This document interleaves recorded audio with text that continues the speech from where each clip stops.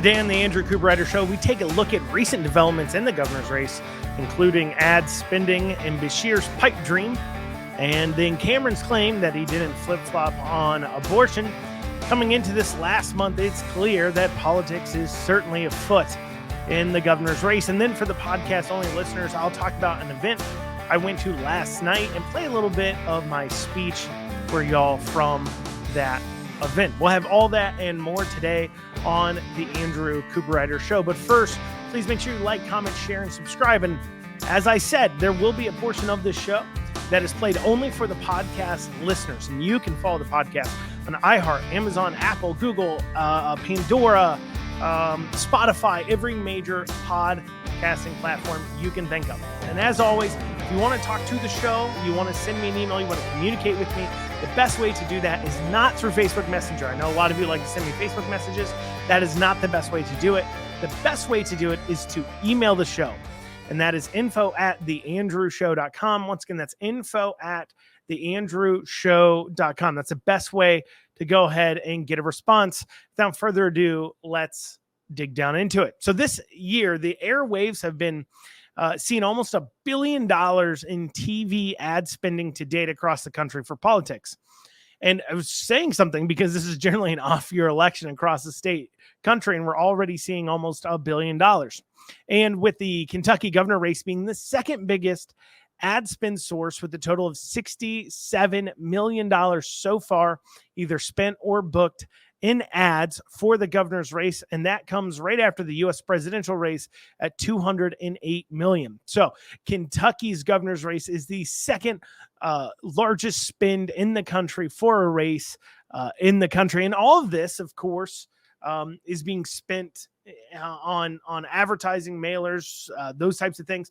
I mean, and anybody at all of you or interact with media of any kind, whether that's radio or TV or streaming or games on your phone, YouTube ads, it's becoming more and more clear that this money is getting spent, and some more effective than not. And one thing of note to anybody that may be listening to this that is making advertisements for the governor's elections, please note Louisville is said Louisville, not Louisville or Louisville. And when you cut an ad and you're saying Louisville like Louisville or Louisville, it just doesn't sound right. It turns everybody off, I think, the entire ad, because it's quite clear that somebody from out of state made the ad that didn't bother to listen to it to know that Louisville was said incorrectly. And I have yet to hear a voiceover ad guy say it correctly. Though all these ads and ads watching do remind me of a pretty funny skit from Reason TV. Check it out. Your choice couldn't be more important. Our candidate is in flattering lighting and full bright color. Their candidate is in grainy high contrast black and white, spotted through a telephoto lens from behind a bush, coming back from God only knows where. Our guy points at the horizon and holds a baby. Their guy doesn't have a baby. Their guy has a golf club. The voiceover for our guy is calm, measured, bright. Their guy gets the lower register, and sometimes we slow down. Our guy has clean headlines and the beautiful lens flare America needs. Here's a scary graph over a photo of their guy awkwardly laughing. Snap zoom. Do you want to snap zoom like that in office? Here's a photo of our guy saluting military veterans. Jump cuts, flashes, static, aggressive colors. You can't trust a guy with graphics like this. Our guy gets stock footage of sunrises and an American flag. Their guy's flag is upside down and on fire, intercut with overdue bills, war, and a crying baby. Our guy gets doctors and astronauts and stimulus checks. Flatline, an eagle, hurricane, the Statue of Liberty, crime scene tape, Ronald Reagan, a girl running in a wheat field to escape a dangerous sexual predator, welding, atomic bomb. This election, the choice is yours. Their guy or our guy. Inspiring slogan. Oh, if that isn't a fantastic, I always find that skit so funny because that is a quite fantastic representation of exactly what political ads are and what they have become. And that is what they are. And they're that way because it works. I mean, we all say money buys elections, right? And we've said that well before people thought our elections were quote unquote stolen or what have you. But we've said money buys elections. And this is why money buys elections. You've got these flashy ads, you got the headlines, you've got your mailers and things like that. And that wins the ads. And that's what we have to look forward to. And that's why all the ads are exactly that way. But cutting through all the BS advertising and everything else and moving past these flashy ads and headlines, let's take a look at some true points of contention going on right now in the governor's race. First, education has become a major talking point between the two of them, and of course, for good reason. First, almost half of the state's general fund goes to K through 12 education. That's half of your sales tax, half of your income tax, half of every single state tax that isn't earmarked for a specific fund or reason, like your gas tax or tire tax or taxes like that are earmarked for specific things. Gas tax for roads, tire tax for, I believe, rubber disposal, tire disposal. And so, those taxes exist there for a very specific reason to fund something specific. But your general fund, which is your sales tax, your income tax, half of that. So another way to say that is 3% of everything you purchase, nearly 3% of everything you purchase is going to our K through 12 education. And, and so what we're seeing also is another reason, and that is that Beshear is trying to ride that teacher vote to victory again. It worked well for him in 2019, and he's trying to capture that lightning in a bottle again. But how? I mean, Cameron hasn't uttered words that the media could blow up to say he hates teachers, outside of course, them trying to lambast him for school choice. And all Beshear has really then for Cameron is school choice.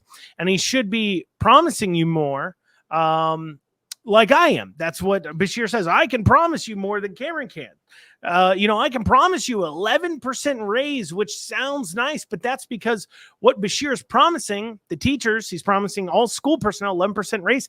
He knows he can't deliver.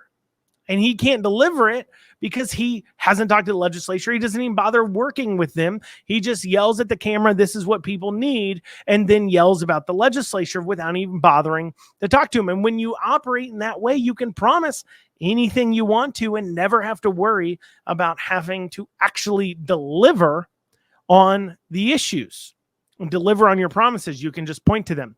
And now this promise of a raise and a raise and a raise for teachers and teachers personnel has been something Beshear has been saying year after year for years, and it truly is just a campaigning point. It's not something he makes any real headway on. Check this out. Here's a news report from 2019. Let's take a listen.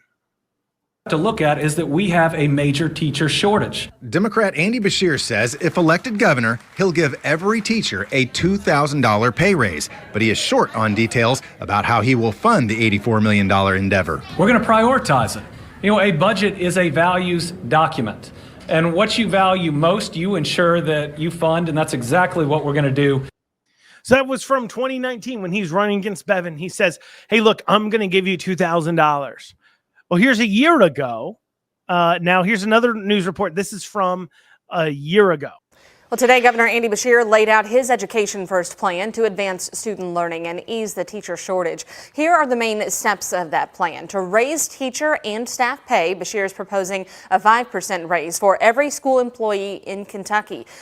So that was 1 year ago. He was proposing a 5% raise for every school employee in Kentucky. And now here he is just 1 month ago making his new pitch. Well, Kentucky Governor Andy Beshear calls for an 11% pay raise for teachers and all school personnel.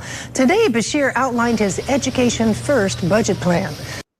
So for those of you keeping track at home, Beshear promised a $2,000 raise, then a 5% raise for all staff, and now it's an 11% raise for all staff. Just what happened between a year ago and now? A year ago, it was 5%, and now it's 11%. Can he point to any specific reason why he suddenly has increased his ask raise by 6%, more than doubling it? It's like the Price is Right. Not even the Price is Right. It's like he's gambling with things that are just made up. It's like this doesn't really matter. I mean, the percentages are really made up, and the points don't matter. For those of you who's ever seen Who's on His Anyway, he says the scoring's made up and the points don't matter. And so in this case, Beshear, he's saying, hey, the points are made up and they just don't matter. It doesn't matter what I say. Why? Well, frankly, because Beshear doesn't have to worry about trying to deliver on it. The legislature has control of the budget. And now that is something Cameron has been very quick to point out on. You know, Cameron recently said, quote here, "It is a verifiable fact that this governor has no relationship with the legislature and has no ability to get his plan passed. His plan is a Hail Mary in an election year with no plan and no strategy. A vote for the present administration is a vote for a decade of decline for our children, unfulfilled promises for our teachers, and empty rhetoric for our families," which is true. Beshear can't deliver, and Cameron can. You can be rest assured that if Cameron is talking about concrete policy, and one of the only places where he is talking about concrete policy and concrete points is on his catch-up plan, which includes a raise for new hires, it's clear that that means he can get it done and he can get it handled. Now, the other part about what Cameron is talking on, and this now causes some concern because he's talking openly about policies on his catch-up plan, but the only other place that I'm aware of right now he's talking about policies on at all, and part of it is the media is hitting him on it, is about abortion and his flip-flop on it. And on that, Cameron has recently claimed that he's been consistent on abortion. He never flip-flopped on it, and we'll be taking a look at how true that is after this short break. Listen up, my fellow business owners. You need to get your cybersecurity and IT support under control. Reach out to the folks at Amston today. Call 859-300-0087 or visit amston.com. It is no secret that cyber attacks have become a constant threat, and you need to make sure that your organization is protected. Amston has over 30 years of experience working with businesses and governments alike. Call 859-300-0087 or visit AmstonAMPSTUN.com today. 859 Print has local service and low prices. I personally have done tons of business with them, and I can tell you, whether it is getting things printed off, sending direct mail, making business cards, buying TV ad time, digital marketing, they can do it all. And as a special for listeners of this show, they're offering 10% off any and all print services using code RIDER2024. That is code RIDER 2024 for 10% off. Check out 859 Print. You'll be glad you did. Now, I covered this a week or so ago in depth on Cameron's flip-flop, and he, in fact, flip-flopped. I played for you the clips and everything else, but Cameron is now claiming that he never flip-flopped, and it's all in our imagination, and we're going to take a look at that. Now, I just laid into Beshear, and you heard me do that, going after Beshear for just making up percentages and doing things that don't matter in politicking, and I'm going now to say some things about Cameron, about his politicking. I like to keep it honest, and I'm going to tell you a little secret. You have two men, Beshear and Cameron, and neither of them are independently very wealthy, where they have 10 or 20 million at least to burn on their own. And I'm sure they have some money. Don't get me wrong. I'm sure Beshear and Cameron both live very comfortably.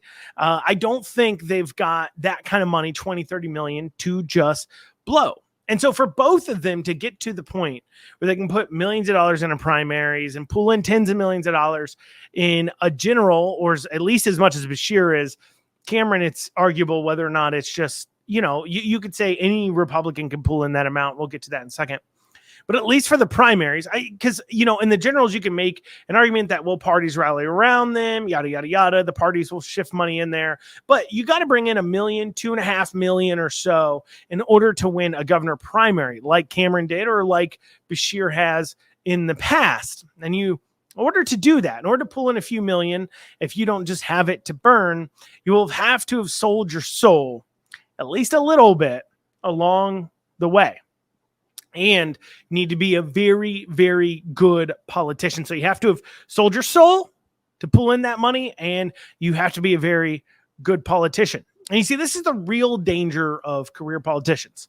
And not just politicians, but people who work a career in politics. When your life/career depends on you making a decision, right? And those decisions, when you're in a career, you got to make decisions about, and it affects your life. And that affects how you make those decisions. And the decisions you need to make are things like, money, time, advancement, and understand, like I said, I'm not just talking about politicians, but people who make a career in politics. This is why, when I hear people like growing up, or hear of people growing up saying they've always wanted to be in politics, or they always wanted to be in office, or people who get a degree in political science with a plan to make a living in politics, or to be, in politics in some sort of way, it scares me. And the reason why those people scare me, and these career people in politics and career politicians scare me, is because I work, you work. We make decisions in our work based upon what is going to further our goals and serve my goals and myself the best. And you should, when it comes to your job, your company, your career. That's normal behavior. You try to find enjoyment in what you do, and then you make career moves that personally benefit you and your goals the most. Whatever that may be. It could be making more money, having more time with your family, living in a different place. Whatever your career goals are, you're going to make decisions and make moves that best serve your career goals. However, when you make those types of decisions in a normal workplace, in a normal working environment, it somewhat can affect others. Obviously, I made a decision and it was a bad decision. People got laid off from a company, or those types of things. They may affect your family, but they don't really affect an entire society at large, right? But when you work in politics, the decisions you make can affect an entire country, a state, county, a city, depending on the level you're at. And I think so. You have a bunch of people who are making career moves, trying to serve themselves, but the ramifications of these people making these career moves, these career politicians, these career people who work in politics, the ramifications of their career moves is it affects an entire population. If I get this policy passed, or if I get this spending plan in place, I might just score a big job on some administration because I was able to successfully lobby it, or to get that bill passed, because that's what pays me the most. That's how I make my living. But that then can cost society at large. Or even for those who are campaign consultants and make a living at that. That is their job. It's about, how much is this person willing to pay me? Is this person willing to pay me the most? And if so, that's who I'll help get elected. It just seems like a heavy way to live to me. It seems like, you put forward your effort and your time into helping pass a policy or helping get a person elected. And then what if that policy or that person destroys people's lives? What do you say? Them's the breaks, kids? I've heard people that are trying to make their career in politics say that. It's all part of the game. So they say to justify themselves. This is part of the game. You just got to love the game. I've actually said that because I've asked them, how do you live with yourself when you help people get elected that turn out to be worse for society? Or when you help people get policies in place that you disagree with and destroys people's lives? Or you help get somebody elected who's incredibly corrupt and self-serving. They say, that's the game, and I just love the game. That's what these people say. But it's not a game. These are people's lives. And the decisions you make in guilt, they affect everyone. And maybe that's why I could never be a true career politician or a career person that works in politics, because of course I would feel guilt over how my decisions affect others. If I help somebody get elected that then turns around and doesn't represent constitutional values and principles what our country was always supposed to stand for, I would feel bad. And I can't make the moves that maybe others are willing to. I can't sell my soul like others are willing to, like probably you're not willing to, because I'm held up by silly things like morals. And I care about how the decisions actually end up affecting others. What I mean by that is while I recognize that government can do good sometimes, Government doesn't produce, and so it has to take from somebody else. And my morality says we should never be taking from someone else and making people suffer so other people don't have to suffer under self-inflicted wounds. That just seems wrong to me. That's why I believe in the Constitution. That's what our government was founded on. But how does this relate to the governors? Well, both Andy and Cameron are this way. They have gotten to where they are because they've really just pushed forward themselves and made decisions for themselves and everything, that any deals they needed to make, they made in order to pull in the millions needed to win governor's primaries and governor's elections, because they themselves are not wealthy. They also have to be good at politicking, and oh boy, are we seeing a bit of a masterclass on politicking from Cameron right now. And by masterclass, I mean, if you're not paying attention, it will leave your head spinning and hard to keep track of what he is saying. And as I said, everybody says it. Everybody does it. This isn't just something Cameron does. We don't need to bury our heads in the sand here. Both Beshear and Cameron do this. Pick your poison.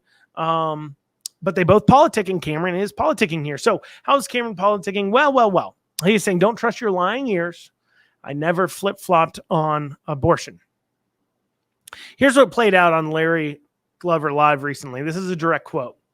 Larry asked him, he said, I guess you made news, I guess a week or so ago, when you came out and said that you would sign legislation that you'd provide exceptions for rape and incest to Kentucky's abortion law. Is that a newfound feeling, or is this something you've always held? Cameron responded by saying, no, I've maintained consistency on this. Look, I'm a pro-life candidate in this race, and what I've said is I support the Human Life Protection Act. Cameron's that's what he said on the Kentucky's, of course, trigger ban. Now, to be fair, he has always said, it is true, he has always said he supports the exemption in the Human Life Protection Act. And that exemption in the Human Life Protection Act, that's the only exemption he supports. If you go back and you listen to the episode that I did where I went over his flip-flop and I played for you the clips, you'll hear that he says the exemption he supports is the one in the Human Life Protection Act. And the only exemption that has is in case of the life of the mother. Now, if that's all he said, you'd say, okay, so I guess he's flipping back. Is that just a slip of the tongue he had last week? What's the explanation? But he doesn't stop there. He goes on. He added this. But if the law in the intervening period was to change, meaning the court or somebody made it a judgment that we had to add exemptions and our legislature put those in, of course, I would sign it. Now, he wasn't saying that before. And that's a pretty big but, if I do say myself. That but's pretty big. A but that has, of course, came after the primary. Understand what he is saying is he's doing some weird rigmarole with his language too here. He's equating the judge in the legislature to be the same thing. I mean, listen to this again. He said, meaning the court or somebody made it a judgment that we had to add exemptions and our legislature put those in. Of course, I would sign it. The court or somebody made the judgment? Who is the somebody outside the courts? Who outside the courts, Cameron, would make a judgment that they would have to add exemptions? Well, he gives it away in the next sentence. What he means, he's saying the legislature making the judgment, not just the judge. If he's saying, look, I support the law, but if a judge comes in and says the law is not allowed because it doesn't have exemptions for rape and incest, well, then we would, of course, have to add that in because we're being mandated to do so by the courts. But that isn't what he said. He didn't just leave it at the courts. He said, meaning the court or somebody made it a judgment that we had to add exemptions. That somebody, of course, he's talking about the legislature. Remember what I said earlier on, Cameron isn't saying things without talking to the legislature. He has talked to the legislature, I am sure, about providing these exemptions and passing a law on it. The question is how badly is Cameron pushing for it and if the legislature is going to go for it. But what Cameron is doing here is he's trying to have his cake and eat it too. He's basically saying, I only support life of the mother. Then I get elected. So Cameron says, I only support life of the mother. Then he gets elected.